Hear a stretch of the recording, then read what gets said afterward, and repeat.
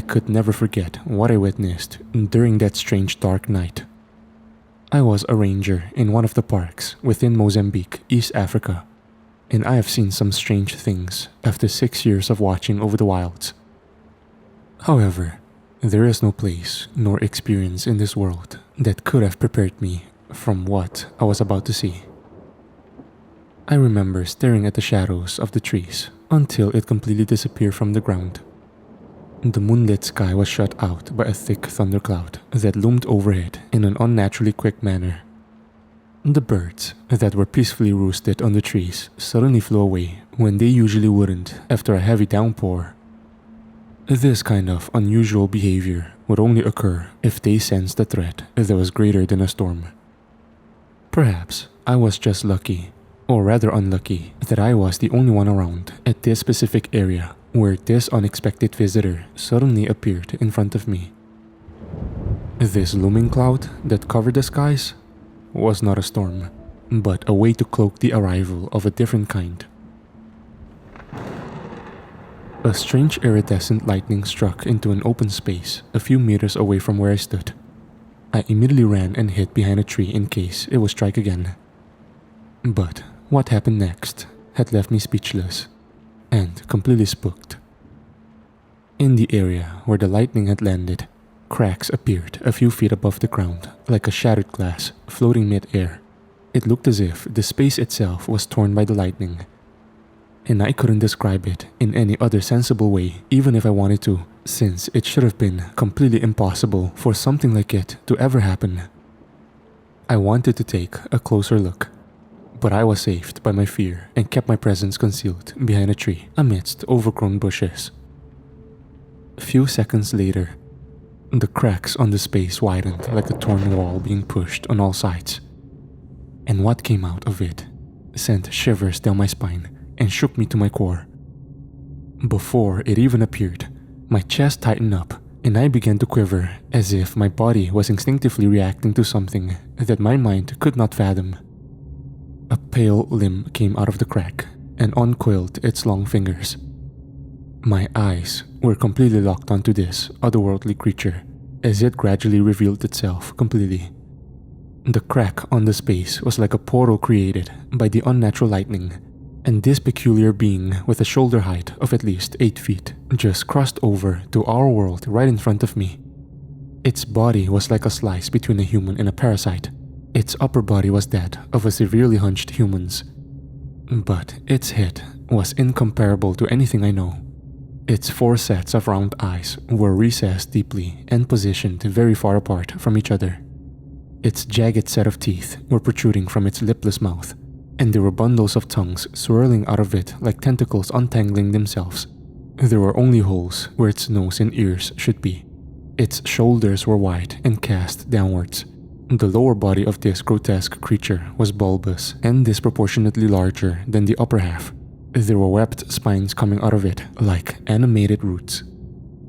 The disturbingly horrifying creature turned its head around in extreme angles as if it was checking its surroundings. I prayed in silence and begged to every god I know for it not to detect my presence as my body was jittering out of absolute fear. Its body suddenly folded in several places, including its shoulders and spine, while its body mass compressed at the center of its base. While it was compressing itself, its pale white skin gradually turned green. It was remarkably adaptive. This horrendous thing was capable of changing its form in order to hide itself in the forest.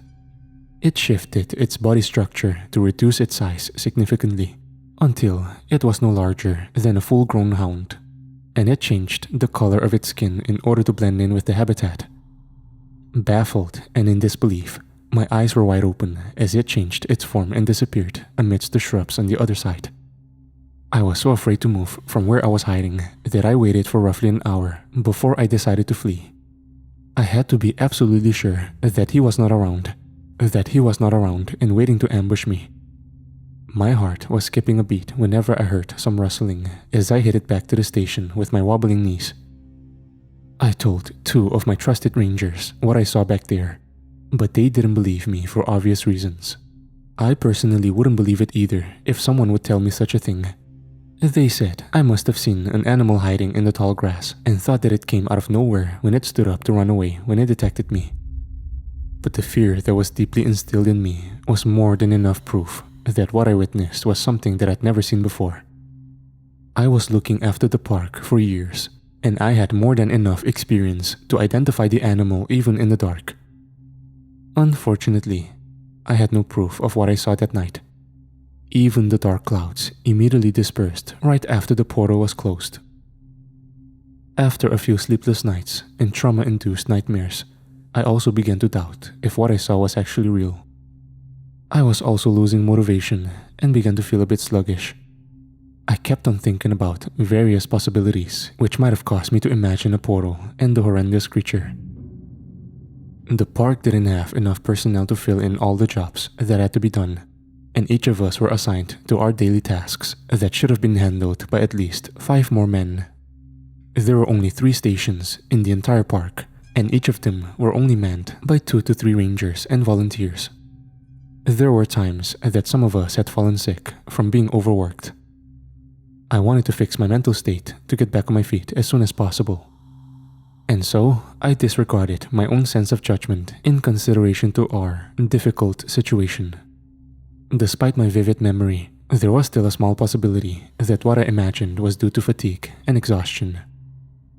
But just as I was beginning to convince myself with this convenient excuse, we then discovered some inexplicable things around us. It started off as an ordinary day. Aside from preventing poachers and other illegal hunts in my area, we were doing our usual routine in the forest.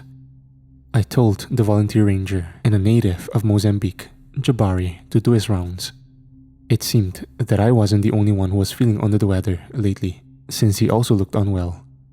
I asked him if he needed some rest, but he just shook his head and went out to patrol. Jabari was a hard-working man. Aside from the incentives that he was receiving for his family, he understood that we were severely short-handed and refused to take a day off. Jabari reported something that was quite perplexing over the radio. He spotted a dead buffalo roughly 20 miles south from the station. I did not believe him at first, since it was hard to imagine what he was describing to me, and I still couldn't understand what was going on even when I saw it for myself. The buffalo looked very frail and dry with its bones clearly traced on its body frame. It looked dead, but it remained standing still with open eyes, as if it was completely frozen in time. Furthermore, we discovered something baffling when we touched it. To make sure that the bizarrely motionless animal was dead, I gently nudged it a couple of times. I was utterly surprised that I was able to rock an adult buffalo's body with just a single hand. Jabari did the same, and he also had the same reaction as me. He pressed his ear at the side of its abdomen and gently tapped it a couple of times. With a puzzled look on his face, Jabari told me that it sounded empty. For some reason that we couldn't possibly comprehend, the dead buffalo who remained standing was hollow. When we moved it, I saw some small specks of blood on the ground right beneath where its hoofs were. To find out what was going on, we brought the body back with us and opened it up. But instead of finding some answers, we grew even more clueless than we already were. Aside from the skin, the eyes and the bones, the innards of the dead animal were gone. Its muscles were sucked so dry that they almost looked like the bark of an old tree. When I cut through it, some of them broke down by the slightest pressure. The joints of the bones had stiffened as if it was dead for days and was kept standing while its insides were taken. There was no laceration on the surface of the skin, but we found countless amounts of pinholes on the underside of its body, including in its hoofs that should have been hard to penetrate. Needless to say, we were completely dumbfounded by what we were looking at. We could not think of any possible way nor why this happened to this poor animal. We were about to share this matter to the others, but then I received another strange report from a ranger patrolling a different area. Ranger Delmar gave us his exact location through the radio, and he told me that there was something that I had to see. When we arrived at the scene, we saw Delmar in front of a group of rhinos resting calmly on the field. Or so I thought. He was standing dangerously close to a pair of adult rhinos with 3 of their younglings. These big and fairly aggressive animals would have attacked them since they were known to be quite overprotective with their children. Oddly enough, they weren't even moving an inch from where they stood. The devastated look in Delmar's face was more than enough to tell me how bad the situation was before he even said anything. He was keeping a very close watch on the population of rhinoceros in the park since they were on a heavy decline because of the poachers who were killing them for their horns. However, the usual suspects were not the ones responsible this time around. The horns of the parent rhinos were untouched, but their bodies were in a horrible state, with their bone structures easily traceable on their crumpled skin. The adult rhinos and their children were like deflated balloons, barely kept in shape with frail armature. My suspicions were verified when I was able to easily push one of the adults. Jabari and I looked at each other. Without saying a word, we both knew that we were having the same thought. Like the case of the buffalo that we saw earlier, the dead bodies of the rhinos were all emptied out. The location of the dead buffalo and the rhinos were several miles apart. We were thinking that this inexplicable case might be spreading all across the park already. There wasn't any trace of whoever or whatever was responsible for these peculiar killings. We were totally clueless of what we were dealing with. We decided to do an investigation right away. Jabari suggested that we visit the small village nearby, in hopes that they might have other information about what was happening. And so we did. While on our way, I noticed some bizarre foliage scattered around the area. Amongst the wild grass, there were a few odd-looking plants that I had never seen before. They were ash-black, tubular buds with purple stamens and deep red stems. They had thick sepals rolled outwards that almost looked like tentacles, and the red stems were all crooked with thin spines extending down to the ground. I plucked out one out of it and showed it to the other rangers, but I threw it right away when I felt a sudden sting. The stamens suddenly stemmed out some thread-like extensions and tried to coil around my fingers. It was the first time in my years of looking over the forest that I was genuinely terrified of a mere plant, and they were growing in numbers as we got closer to the village. I safely grabbed another one and put it in my empty tumbler to show it to someone who would know more about these things. When we finally reached the community, the first thing that we noticed was the eerie silence. I remember this village being lively with kids running around outside while the adults were busy with their chores. But there was none of that when we arrived. The strange foliage was also all over the place, but unlike the tubular buds, the plants in the village were already in a more advanced stage. It seemed that they had been around the area for quite a while. Delmar had some relatives in the village, and so he frantically rushed to their house when we realized that something wasn't right. Jabari and I continued to walk around further. The first person we saw since our arrival was a young girl sitting on the ground outside of her home. Her back was leaned against the wall, and she was completely motionless with her eyes slightly open. We slowly approached her, and we noticed how severely thin she was. She looked nothing more than bones and skin, and she was alarmingly pale. Her lips were cracked, and her cheekbones were almost protruding. Goosebumps crawled all over my skin when I realized what happened to her. And then, our attention was suddenly taken by a scream. We heard Delmar growling his heart out, and so Jabari rushed over to him. I checked the young girl's pulse before I followed him. Unfortunately, my suspicion was correct. The motionless girl was already dead, and I feared that she was not the only one. When I entered the house of Delmar's relatives, I saw him bawling on the floor with the shriveled body of a dead woman on his lap. If not for their size, I would not be able to tell their ages, since their skins were wrinkled beyond recognition. The shriveled corpses were all identical to the condition of the young girl and the dead animals that we found earlier. They were significantly lighter than they should be, and we suspected that their innards were also flushed out. We began to check the other houses in the village. Sadly, all of them had met the same bitter fate. This bizarre incident had already killed a community. And we finally discovered the cause of their deaths when we reached the humble home of an old man in the village. The first thing we saw before entering the last house in the row were the thin red threads wrapped across the wall made of straws and branches. They were too thin to be any kind of vines that I could recognize, and they were all coming from the ground below. I took a closer look in an attempt to identify what it was, and I was lucky that I didn't touch it out of curiosity. I was taken aback when I realized that they were moving. These red threads were pulsating like veins. It looked as if they were absorbing something from the inside. Delmar entered the suspicious house first, and he recognized the old man who was living there. He was lying on his bed without moving an inch, but he was still alive despite his frail appearance. Delmar called his name repeatedly until he was already shouting at him. But he was completely unresponsive. He appeared to be in a deep trance with his eyes and mouth open, and when we moved closer to him, we discovered something utterly frightening.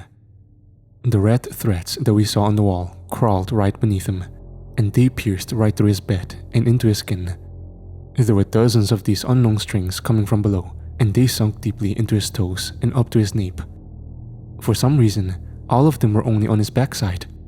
We wouldn't have noticed it if we didn't move close enough to the bedside. Like a wild foliage that would desperately extend its stems to catch a bit of sunlight, it seemed that the red threads were consciously hiding themselves from plain sight. We pulled out our knives and tried to cut them off without hurting the victim, but the threads were far tougher than we thought. These things were impossible to cut. They were harder than any steel cables, and they were sharper than our knives. Each thread was slicing through our blades as we persistently tried to sever it with all our weight. But we were unable to cut a single one. Out of desperation, Delmar and Jabari had decided to lift the old man off the bed instead and unmount him from the threads. But this decision had led to the most gory outcome. The unbreakable thin red strings were sunk into him far deeper than we had assumed. While the rangers were forcibly pulling the frail body, I noticed that each of the thread that pierced through his skin had branched out several times over inside of him. There were at least a dozen more stemming out from a single one, and they swirled about as they tore through the flesh when we interfered with whatever it was doing with his insides. The body of the poor old man was torn to shreds as a thick green liquid with an awful smell sprayed all over the place. Delmar's left arm was cleanly cut off when it was caught by the reeling strings. I pulled Jabari back, but both of them had already received deep lacerations across their bodies. A thread whipped towards Jabari's face, which cut off his nose and scraped his right eye. I dragged them back to the vehicle as blood was gushing out of their wounds. I drove as fast as I could back to the station where I could patch them up before going to the nearest hospital that was at least an hour away. Sadly, Delmar's wounds were too lethal and were beyond help. He lost too much blood and died along the way. The horrible incident had reached the other stations within the park. They were forced to tighten their guards and scour their designated areas thoroughly to find anything strange. A ranger had died, and one was badly hurt. Regardless of whether they believed in my report or not, they had to comply. But aside from a number of hollow corpses that they found, what caught their attention the most during their search were a bunch of missing animals and reports of missing people. Too many unprecedented things were happening within a short period of time, and it was clear that the situation was way beyond our capabilities. I sent the data about the unidentified plant and shared everything I saw to an old acquaintance back in Los Angeles. He was a botanist and a professor. Apparently, he extended my report elsewhere without my permission, and a small group of soldiers suddenly showed up with an armored vehicle, led by a man with a huge scar across his face who introduced himself as Commander Garrett. Heavily armed men took over and closed the entire park. Nobody was allowed to enter nor leave. Since I was the most experienced ranger and the only body-abled witness to the strange occurrences, I willingly served as their guide. I had to sign some papers and provide some personal information, but there was practically nothing else that they didn't know about me before they even came here. What they knew about my background was alarmingly detailed. I was strongly warned not to say anything about the matter to anyone, not even to my loved ones. It appeared as if the soldiers were quite familiar with this kind of inexplicable situation, especially Commander Garrett. The large scar across his face also reminded me of the fatal wound that almost ended Jabari's life. He was quite intimidating and spoke with authority. After the formalities, he disclosed highly classified information during the briefing, and it seemed that all of it was connected to the strange creature that I saw a few weeks ago. Aside from Jabari and Delmar, nobody else would have known about what I saw on that dark night. Oddly enough, Commander Garrett described the exact same thing at the meeting. Apparently, the inexplicable series of events were happening in different places as well. For the past 5 years, meteorologists and other researchers had recorded some anomalous EMF readings when unprecedented storm clouds suddenly appeared in particular areas. The electromagnetic fields in these locations peaked at an alarming rate at the time when the satellite views of those specific areas were blurred out by the impenetrable dark clouds. They soon discovered that these irregularities were done to mask the gateways appearing right below the thunderclouds, and uninvited visitors from another world had been slipping in without anyone knowing. Commander Garrett and his team were specifically formed to deal with these foreign entities. Different beings had crossed over to our world, and one of the many kinds that they had encountered in the past was the creature that I saw. They classified it as AA Class 1, or Alpha Angiosperm Class 1, which the soldiers casually referred to as the Seat. The main role of this creature was to simply grow and expand its territory. It would hide itself and stealthily absorb nourishment from its surroundings, including humans and animals. Its primary function was to spread its spores, which would distribute foreign particles in the air that were necessary for their kinds to live. Although this undetectable element was relatively harmless to humans, some might experience headaches or fatigue after being exposed to it for a long time. They were referring to the strange buds that were scattered all over the forest, and some of us had experienced its effects firsthand. They were able to determine that the seed was at the park when I showed the plant to the botanist. The seed would first gather nourishment by linking itself to the earth and spread its veins beneath the ground. They assumed that the seed would locate its victims via vibrations, and they would be paralyzed once its veins were pierced inside them.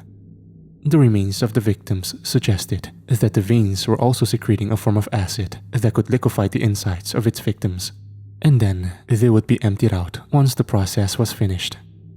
The way I understood it, the victims were already being digested inside their own bodies while they were paralyzed, and then every ounce of liquid was sucked out by the seed using those thread-like veins.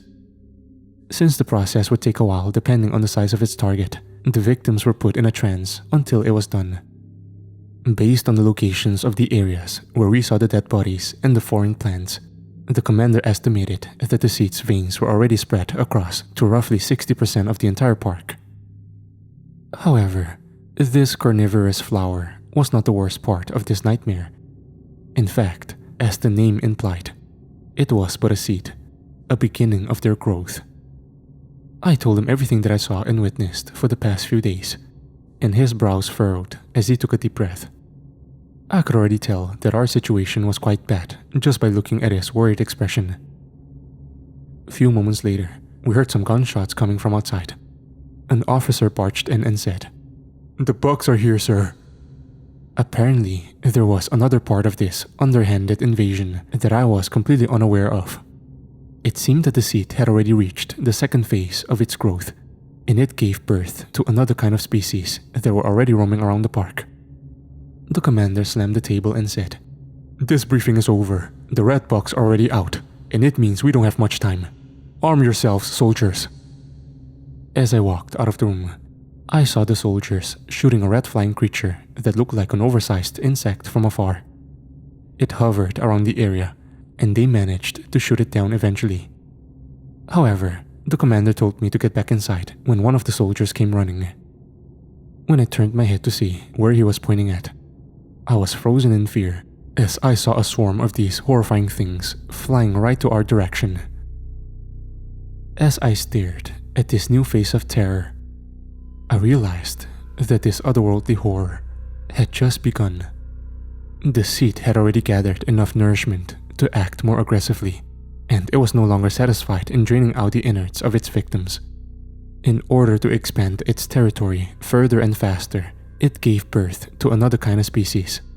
This strange progression was simply impossible for any kind of plant or animal that I ever knew. But an otherworldly being was not bound to our known biological limitations. Producing a completely different kind of life form was also part of the seed's rapid evolution, and it wouldn't take long before it consumes all the inhabitants of the park. Even from afar, one would easily be able to tell how deadly these giant bugs were. The sound of their flapping wings were like a buzz of broken rotor blades, and their striking red color made them appear like a blot of blood on the sky. Needless to say, I was profoundly terrified, but I was also deeply curious. I thought for a second that my curiosity and petrified body would be the end of me. But I saw a glimpse of hope when Commander Garrett said that this was not the first time for his team to face these horrifying things. He referred to them as crimson arthropods, blood-red creatures that were born from the seed with the sole purpose of feeding it. From their prior missions, they learned that these species would initially send a single one to act as a scout, and then the others would follow if it was able to spot a fruit to harvest. It seemed that a swarm would eventually show up at the location, even if the scout was killed. It was one of their many traits that they could not explain. These bugs had various forms and could grow to the size of 4 feet. Aside from attacking as a group, their physical strength was also one of their remarkable feats. The commander once saw one with just the size of a medium dog that effortlessly carried an adult cow across the air. During this encounter, the special unit's experience in the field was displayed, and I was quite impressed. The commander was well collected and confident, and so were his men in arms. Their military vehicle moved towards the swarm, and it was then when I noticed that it was not an ordinary kind when it passed by me. Aside from the machine gun, there was another long barrel mounted at the front of the vehicle. The men patiently waited, and when the swarm got close enough, they blasted them with fire that reached several feet in the air. The extra barrel was a flamethrower, and it was highly effective. The mobility of the giant red bugs were significantly reduced as they fell on the ground when their wings were burned to crisp, and the soldiers profusely showered them with heavy rounds until every single one of them was perished. For a brief moment, it made me think that we might have a chance of winning this battle. I was able to take a closer look at the dead bugs when they were confirmed dead, and their appearance was even more frightening than I had imagined. Despite my fear, I couldn't help but be amazed by these creatures' utterly complex physiology. Even though the remains were full of holes and practically pulverized, I was still able to discern the composition of their outer shells. There were puddles of black liquid oozing out from their shattered bodies. Their segmented parts were composed of several portions, like an intricate organic puzzle, and this elaborate exoskeleton structure was unique to each one of them. It appeared as if these puzzle pieces could shift from one position to another, and the commander told me that their limbs were like that of a jellyfish, which could reposition themselves to keep their balance whenever they would lose one. I was already quite dumbfounded by their outer appearance, but then the commander crouched down and pried open one of the bodies. There was nothing inside but a black sludge of goo. There was no identifiable organ at all. He explained that this unique bodily fluid could change its properties depending on its task. It could change its density and elasticity, and this substance should be treated as a different entity. One of the soldiers took a sample of the liquid and collected a few fractions of the remains. I had a feeling that the researchers behind this highly classified mission were very interested in this life form. The existence of these things as a whole was but a mystery, and how their bodies work were still far beyond a human's understanding. Out of curiosity, I moved closer and was about to grab a piece of the shattered exoskeleton, but Commander Garrett pulled me right back. He told me to observe from a safe distance, and I wondered what else I should see in the pile of dead giant bugs. Few seconds later, goosebumps crawled all over my skin as the black substance suddenly moved. They slithered on the ground like animated pockets of spilled slime. The puddles formed elastic tentacles and tried to gather the scattered parts as if they were trying to rebuild their exterior bodies. It seemed that the exoskeletons were but a shell, and the creatures could still restore themselves. One was able to quickly gather enough fragments of its former self, and it assembled a new body around it like pieces of a complex puzzle that shifted repeatedly until they were fitted to one another. I could not believe what I was seeing. These creatures were far too advanced and resilient for this world, and there were more of these things roaming around. Just the idea of facing these creatures was already more than enough to break my spirit. As I was losing my hope once again, 3 soldiers equipped with flamethrowers came forward, while the others opened fire at the one that restructured its body. It no longer had wings, and it became impossible for it to escape from the range of the heavy guns. They torched the black liquid until they turned to nothing but a stain on the soil. Apparently, just like the majority of living things in our world, these seemingly resilient beings were prone to fire. Commander Garrett stood beside me and said, "We have to break their hard exterior, and then we burn them. That's the only way to exterminate these cunning fiends completely. Fail to do so, and you'll have more enemies than bullets." The commander suspected that these creatures were the ones responsible for the missing people and animals, and he saw this predicament as an opportunity. We might be able to save any survivors if we find the nest of the red bugs, and finding their nest might also lead us to the location of the seed. He immediately gave out orders to his men, and he also asked for some assistance from the active rangers.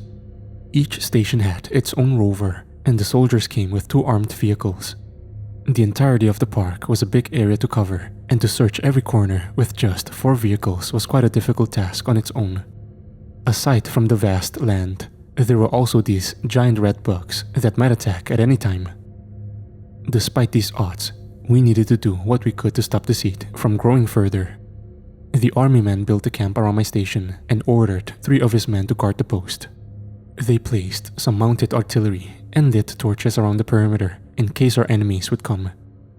We were told to bring the survivors there in order to keep them safe. The unbreakable veins of the seed, which had killed countless victims since its arrival, could not be destroyed by fire. However, the pain would make them retract back to the soil and stop them from spreading any further. These carnivorous plants had multiplied at an alarming rate within a few days, as it painted an eerie view of black and violet all over the land. There were dead bodies standing still within it. Their influence in the ecosystem was vital for their survival, and we had to stop it in any way we could. I was assigned to go with Officer Barnes, and I led him back to the village where the entire community was killed by the flourishing floras. When we arrived, I was utterly dumbfounded by what I saw. There was a dense forest where the houses should be, and it was cloaked under the shade of giant trees. The vegetation had increased exponentially that nobody would have recognized what the place used to be. The village, or what was left of it, was fully reclaimed by the forest. We had to weave through thick curtains of vines and push our bodies against the overgrown shrubs just to cross the streets that were already covered in roots and moss. Aside from the black floras scattered about, what stood out the most were the bizarre trees towering over us. They looked like bundles of intertwined twigs, with their giant roots breaking out from the ground. They had countless black budding flowers instead of leaves, which hid the entire place in the shadows. We had to wear masks in order to proceed, since the abundance of foreign elements mixed into the air was already thick enough to be fatal. Officer Barnes informed me that we would be completely immobile while hallucinating for days if we inhaled a large amount of it. This highly unnatural growth was clear evidence that this place was already the seed's territory. For a moment, I was in complete awe while we went further into this inexplicable phenomenon. But as we walked past the dead villagers that me and my comrades had buried, I was quickly reminded of the gruesome truth behind this miraculous beauty. Perhaps it was the burdened expression on my face that Officer Barnes suddenly decided to speak openly.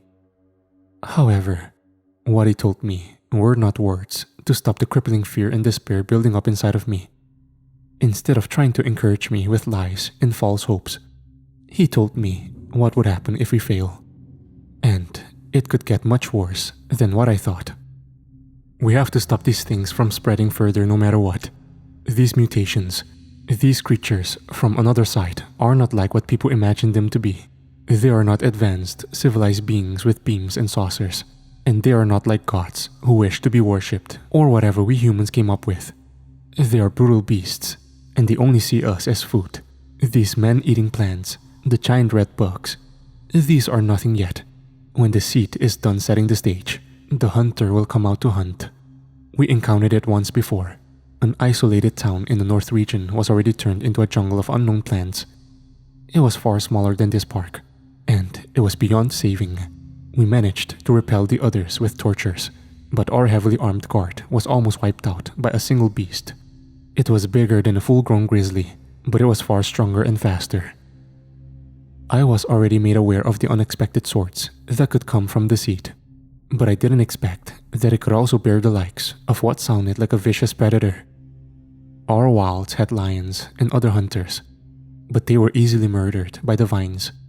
If they could dominate some of our fiercest predators with their weakest kind, then what would become of us if their strongest species would arise?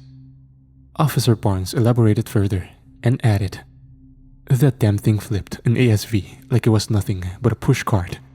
Seeing a 14-ton M1117 in the air is more than enough to make us realize that we bit off more than we can chew, and that was after a gunner shot a hole in its head." What made it even more terrifying was what we found out when we brought the body to the lab. The research suggested that it was just an infant. Just imagine how much of a monstrosity it would become if it was allowed to mature. Since this is a covert mission, the support that we can demand from the base is very limited. With just a handful of soldiers here, we wouldn't stand a chance at all. Out of paranoia and frustration, we decided to burn every square inch of the former village for good measure. The roots of the trees coiled and squirmed like giant worms as they were slowly reduced to cinders. I would have wanted to give the villagers a proper burial and show respect to their homes, which they worked hard to build.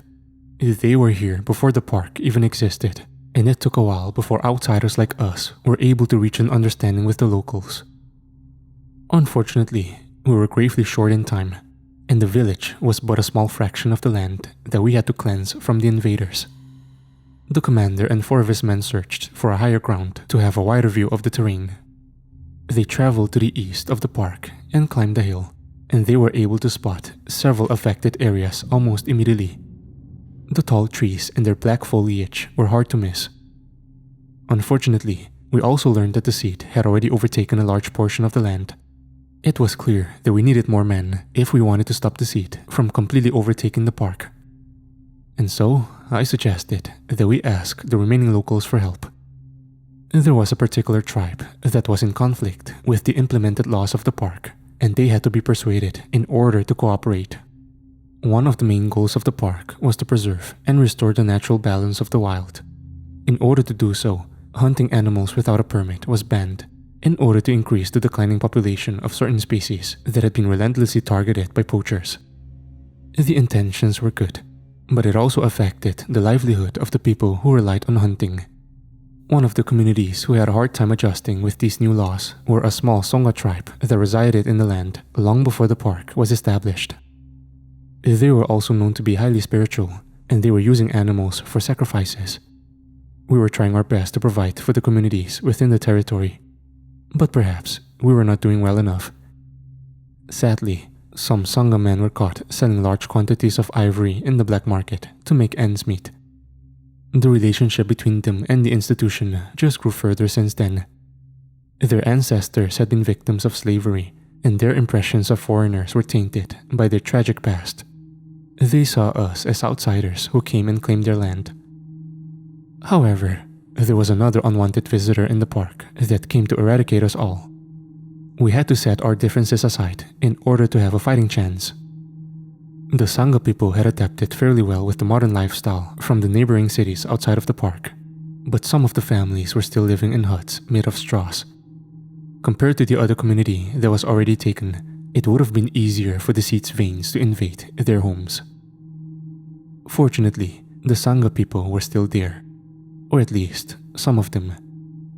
I was actually surprised that they were able to survive.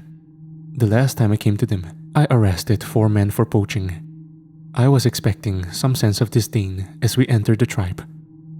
But what happened next was the complete opposite. A young woman came running towards me with her face soaking in tears. She was quite hysterical as she kept tugging at my shirt while speaking with her native tongue. I did not understand the language, but it was clear to me that she was begging for help. She showed me a shawl that was covered in blood while pointing at the sky. There was a large bonfire at the center of the village, and many people were gathered around it. Officer Barnes and I walked closer, and we discovered that it was a mound of the unknown plants that the tribespeople plucked from the ground.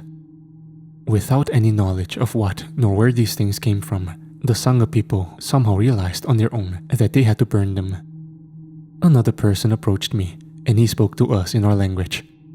He told us that some of their men started acting strange ever since the black buds appeared in the land, and their diviner told them to burn them. During that afternoon, some of the tribesmen were taken by the red creatures that came from above. He escorted us to the hut of their Nanga, a diviner of their tribe. A mourning family was gathered around him. They were seeking his advice. The Nanga was sitting on an animal hide while shaking a handful of various fragments in his hands.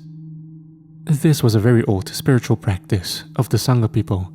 They believed that their ancestors' spirits would show them a way to solve their difficulties through the tin hollow, a collection of shells, stones, and small animal bones. The Nanga tossed the fragments across the hide, and he interpreted their ancestors' message by staring at the pieces. I never really believed in superstitions, but I didn't believe in creatures from other dimensions either. As the Nanga spoke, the man who could speak our language translated for us and said, "Beware of the skies, beware of the land, always carry fire. In the old tree with 6 arms but no leaf, you will find what you seek." After the reading, the Nanga turned his head to me, as if the message in the tin hollow was for me. Oddly enough, I knew exactly what he was talking about. Aside from the warnings, I was quite familiar with the particular tree that he mentioned. In the farther section of the park, there was an old baobab tree with 6 thick branches that looked like arms by the way they were spread. It didn't hold a single leaf for years since it was long dead and hollow. The native kids used to play around the area until the lions made it their territory. Nobody dared to come close to it ever since then. However, the big cats were probably already eaten as well. If that was the case, the old hollow tree would be a perfect place to hide. We were all wandering aimlessly trying to find a seat, and the first hint we had was a message from pieces of bones, shells, and stones. But no matter how far-fetched this lead might be, we had to take the only one we had. We led what remained of the tribe and brought them back with us at the camp. Officer Barnes told his commander about the diviner's reading, and it took a while to convince him. I showed him the location of the hollow tree, but getting there was far from easy. It was already dark, and the soldiers had already encountered a swarm of red bugs on the road twice. More than half of the land was already covered with the foreign foliage. At this point, plucking out the black buds and burning down the strange trees would be a futile attempt to stop them from spreading. Commander Garrett assigned some of his soldiers to guard the camp and the civilians, and the rest of them came with us. 5 Sangha men that could handle firearms volunteered to join us, and we rode towards the location of the hollow trees with 1 Range Rover and 2 ASVs. If the diviner was right, we would be driving right into the nest of the red bugs. The closer we got there, the denser the forest became. We realized that we were on the right path. The air was thick and dangerous. We had to wear a mask to keep our senses together. What remained of my bravery was long gone, and I cannot afford to lose my sanity as well. A few yards further, we were hit by an awful stench of rotting flesh. And then, the swarm guarding the nest finally showed up. I remembered what the diviner told us earlier. Beware of the skies. And he was right. There were at least 100 of them that came descending upon us with the deafening noise from their wings. We immediately opened fire, but there were just too many of them. The soldiers unloaded bullets from the ASVs as we backed away. However, the brave Sangha men had another plan in mind. They didn't forget what their Nanga said. The rover pushed through and threw liters of gasoline as they went on. They made a road of fire that led us through. As the flames were spreading, the swarm became disoriented and started to scatter. We powered our way through the dense forest of the strange kinds while killing off the red bugs little by little, and the fires illuminated a path of horror, regrets, and sorrow. The remains of the people and animals that were taken were all over the place. Their bodies were melting as if the ground itself was absorbing them. Sadly, we did not find a single survivor along the way. After the struggle, the old hollow tree was finally in our line of sight. Once again, the diviner was right. Thickly coiled with the red veins hanging over the branches like a curtain of vines, it was quite obvious that the seed was in there. We cautiously pushed forward, but were halted by a sudden jolt from the ground. In between the thick pulsating roots, 2 giant cocoons suddenly emerged. Lines were slowly traced across them like a pair of buds that were starting to unfurl. But the commander didn't waste a single second to act. "Burn them!" he adamantly ordered, and the flamethrowers on the ASVs relentlessly let out the flames. The cocoons were thick, and fire was not enough to destroy them completely. "Fire! Fire!" Commander Garrett yelled the second time, more frantic than before. The heavy rounds from the rifles and the mounted guns emptied their magazines on those 2 motionless lifeforms as if our lives depended on it, which I soon realized that it actually did. When the cocoons were all torn and full of holes, a black liquid came oozing down from both of them. Once the cocoons were destroyed, the commander ordered his men to burn them once again. After a long minute of intense torching, they pried the cocoons open to check if the creatures inside them were dead. When a lifeless limb hung loosely between the gaps, I then realized what they were. The things inside the cocoons were the hunters that Officer Barnes had mentioned, and the commander made sure that they wouldn't have the chance to be born. They had long and large claws, like an oversized burrower, and their fangs were thick enough to crush a human skull. However, the rest of their facial features were still closed shut. They were also not as big as Barnes had described them to be. It seemed that these cocoons were far from ready to hatch. The features of the hunters were severely underdeveloped, but they were forced to come out prematurely in order to defend the seed. If we were a day late, the flamethrowers and heavy artillery wouldn't be enough to annihilate these beasts. Perhaps we were lucky somehow. Beware of the land. I remembered that the diviner warned us about them as well. In the old tree, with 6 arms but no leaf, you will find what you seek. And there it was, inside the dead baobab tree. The seed laid defenselessly. It completely synced itself to the land with its countless veins that its original form was nothing more but a lump of flesh continuously absorbing the life around it. As we lit it up in flames, all it could do was squirm and screech until it was reduced to ashes. As the seed died, everything that came from it perished as well. We thought that all the odds were against us, but we were actually lucky that we were able to prevent the invasion early on. Since the park was vast, it took a while before the seed could expand its territory. It wasn't ready for us. We lost a lot of lives, but we managed to save a lot as well. However, there is no assurance that they wouldn't try again. Based on what I have heard, they were always trying. Whenever the skies go dark, and an unnatural thundercloud looms over, there is a chance that a portal is opening below it, without anyone knowing. And beyond any help, this horrifying incident could start in a different place at any time.